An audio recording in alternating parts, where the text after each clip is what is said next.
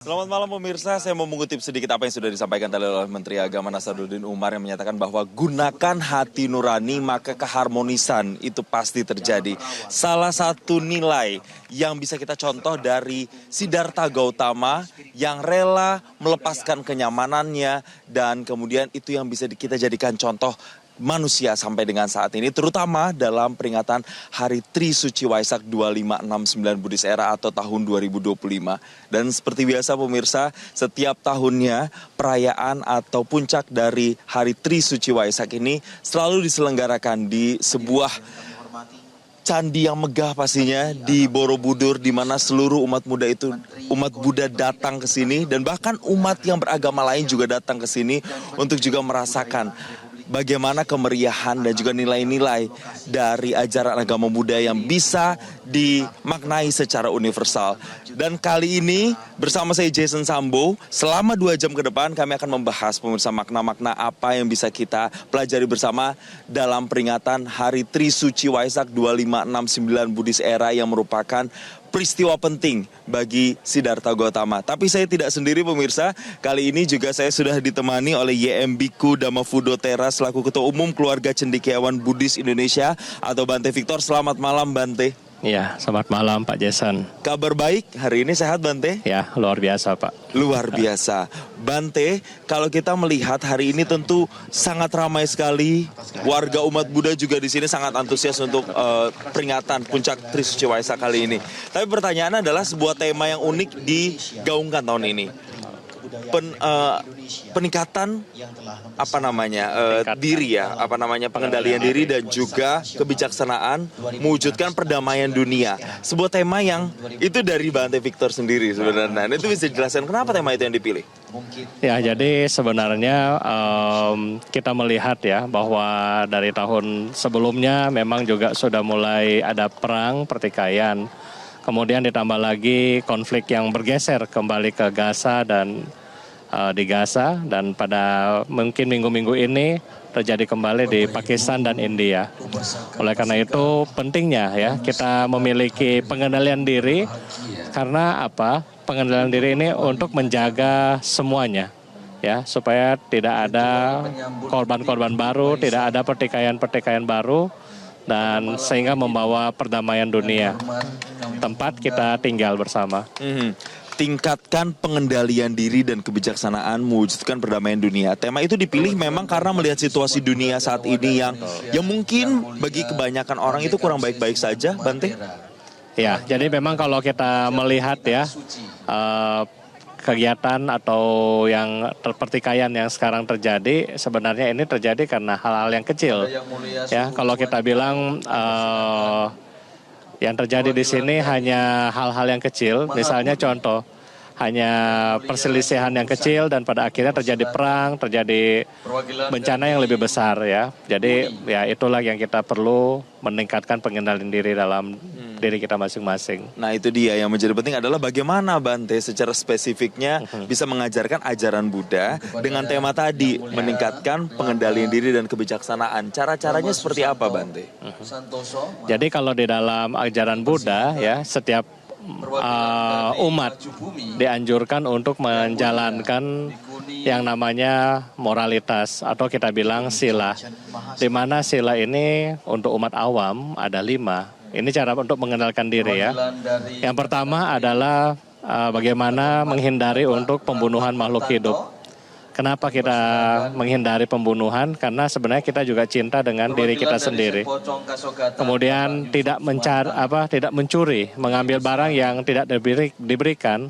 Termasuk di situ adalah korupsi, ya, karena menyebabkan orang lain kehilangan. Kita sendiri kan sebenarnya tidak mau kehilangan juga. Makanya kalau kita mengandalkan diri kita sendiri, orang lain akan berdampak positif di situ. Bante, tapi tadi kan tingkatkan pengendalian diri dan juga kebijaksanaan. Ada koma, dilanjutkan mewujudkan perdamaian dunia. Hubungannya gimana Bante? Kalau kita sudah berhasil mengendalikan diri, kita sudah bisa bijaksana, bagaimana kemudian kita bisa mewujudkan perdamaian dunia? Ini dunia loh Bante. Apakah kita bisa mengaplikasikan itu untuk kemudian bisa mewujudkan dunia yang lebih damai? Ya, tentunya bisa ya, karena apa ya, kita adalah bagian dari dunia itu sendiri. Dan kita juga memiliki peran di dunia ini. Kita kasih contoh misalnya ketika seseorang menjadi presiden dan kemudian membuat statement yang salah atau emosi untuk memberikan keputusan-keputusan yang keliru, itu akan terjadi efek yang sangat besar untuk semuanya, ya kan? Nah, oleh karena itulah dengan adanya pengendalian diri ini setidaknya ada satu rem ya, supaya untuk mencegah hal-hal yang buruk itu tidak terjadi dan akan menjadi kebijaksanaan. Kenapa? Karena kebijaksanaan ini akan menjadi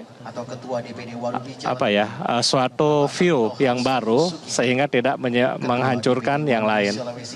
Kita menderita di dalam ajaran Buddha, kita menderita karena kegelapan batin. Oleh karena itu ketika kita punya kebijaksanaan, kita tidak berbuat jahat dan tidak merugikan orang lain. Gitu. Baik, Bante, itu kan kalau mewujudkan perdamaian dunia, tapi kan bisa mewujudkan perdamaian dunia itu harus dimulai dari yang lingkungan kita sekitar dulu. Setidaknya lingkungan tetangga kita, keluarga kita, lingkungan di sekitar kita yang paling dekat begitu ya Bante ya. Di saat banyak mungkin ya kami bisa menyampaikan bahwa saya setiap hari membacakan banyak sekali berita-berita soal kriminal misalnya. Pembulian, ada kekerasan seksual di mana-mana. Nah itu bagaimana Bante bisa mengajarkan ke orang-orang ajaran-ajaran Buddha yang tadi bisa kemudian kita meningkatkan kebijaksanaan dan juga pengendalian diri itu sendiri Bante? Ya, jadi dengan tadi yang Bante cerita mengenai moralitas tadi atau sila, ketika kita menjaga diri kita, sila itu ibaratnya rem ya untuk menjaga diri kita. Jadi ketika kita menjaga diri kita, berarti kita juga menjaga orang lain. Jadi sama senada dengan yang tadi disampaikan sama Pak Menteri Agama ya, dimana kalau kita menggunakan hati nurani ini, ya akan berdampak harmoni kepada makhluk yang lain. Ini adalah yang contoh dari pengendalian diri tadi, ya sehingga bagaimana kita melakukan dalam kegiatan kita sehari-hari. Contoh, ketika tetangga lagi berantem di sebelah rumah, kita yang di dalam rumah di sampingnya itu kan otomatis ketakutan atau juga mungkin muncul kemarahan, muncul juga kenapa berantem atau apa, kita juga akan berusaha untuk menghentikan mereka dan sebagainya. Ini contoh. Jadi ketika kita melakukan hal yang buruk akan berefek kepada orang lain. Sebaliknya juga, ketika kita punya wisdom, kita melakukan kebaikan, maka yang lain juga akan mendapatkan manfaat. Jadi itu menjadi suatu perwujudan perdamaian seperti itu.